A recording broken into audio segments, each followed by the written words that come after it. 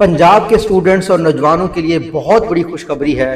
अगर आपके इंटरमीडिएट में 60% मार्क्स हैं तो गवर्नमेंट ऑफ पंजाब ने अनाउंस किए हैं 50,000 होनहार स्कॉलरशिप, जिसके तहत आपकी तमाम सेमेस्टर की फ़ी गवर्नमेंट ऑफ पंजाब पे करेगी।